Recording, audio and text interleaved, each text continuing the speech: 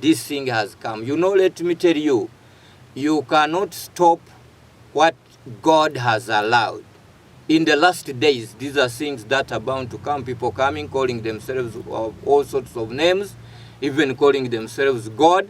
So for that matter, you may not really stop it, and you may not fight it using some other means, but you must go back to your own people and then consolidate them and then teach them what the truth is without offering a fight. You may not manage this fight, especially when government gave them a go-ahead. Now, those politicians who are at a crossroad and confused between which direction to take is because of the religious leaders who have failed. Their religious leaders failed to give them proper direction. They could not tell them the proper God who can help them in their politics. They allowed, these religious leaders allowed their members to go into the politics of what I call the politics of Kangaza, Kwete, Kumbucha, Haragi, and then including even going into witchcraft. And as a result of that, they don't see any problem if they are practicing witchcraft. What about going for the face of unity or any other thing that offers them voters?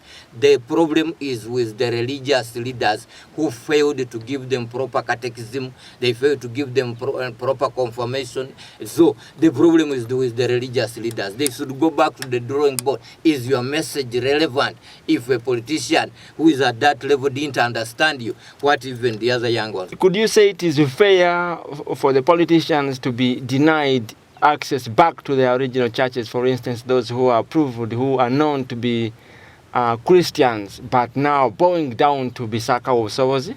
Oh, then some of those religious organizations, they would chase everybody. Actually, they should close then. It is not only even these politicians who go to Bisaka. There are some in the churches who are doing witchcraft.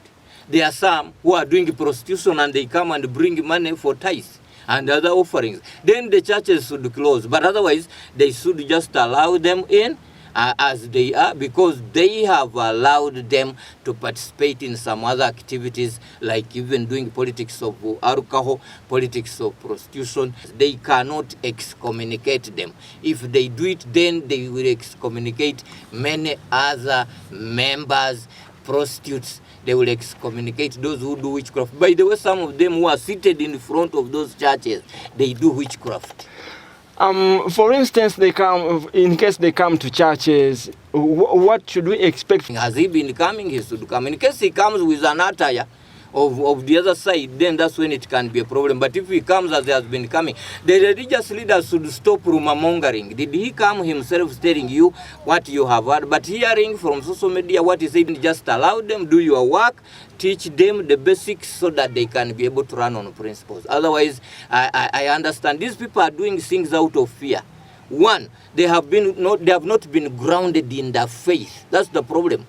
Their original faith, right from Sunday school to know who God is, they have not been grounded. And when confronted with fear, being put at voter point is worse than gun point.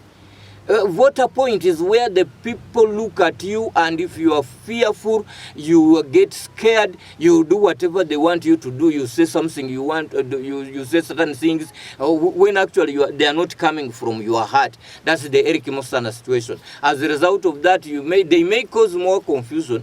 People will begin going at night, as they have been doing on witchcraft. Let me tell the religious leaders that your people have been going for witchcraft. So if you stop only one person, others are there, then do a roll call, close the whole church. Otherwise, you have witchcraft-loaded people. And even some of them go for them for business. They do certain things for business, and they come still back to church. And now, this one has done it for politics. By the way, I condemn it, but it is only the approach and the strategy that you are coming in too late.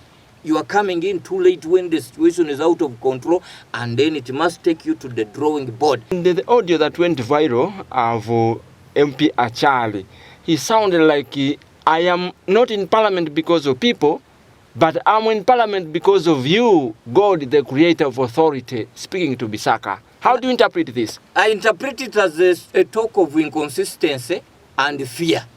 When he will go before people, he's going to tell them, I'm there because of you. When he goes before his wife, he's going to tell you, my wife, you are the one who has made me to be there. Then you go to church and tell them. So what he's doing is fear-loaded talk. It is not logic, it is not wisdom, it is not religious, it is not spiritual. Some of us, when we stand and we are on the truth, they don't give us votes. So what moral authority do you have to stop someone who has been going through because of that type of arrangement, of inconsistency, talking one thing here, talking one thing here? He's revealing his true colors. He was trying to stupidify the other by calling him God. He's not convinced that this is God, but he wants, because of fear, to get the votes. He's not convinced. If he was convinced that he has met God, he cannot come back. But it is out of fear. It is out of fear. People should be prepared to be strong enough not to be intimidated by voters. Bishop Nathan Kiamanya, the former bishop of Bunyoro Diocese, is quoted in an audio also at a public event, mobilizing believers not to vote for leaders who go to and bow down to Bisaka. Oh, then that is going to be a disaster, because the Muslims are going to tell their people not to vote those who will take pork, then others will tell them. But the point is, Bishop Nathan Kiamanya Ateny should relax and go to the basics, rather than the things are out of control. The kombucha, the kaangaza, the kwete, the haragi, the money involved, the fundraisings involved are too much, and they are putting these individuals on a lot of fear. They are talking out of fear.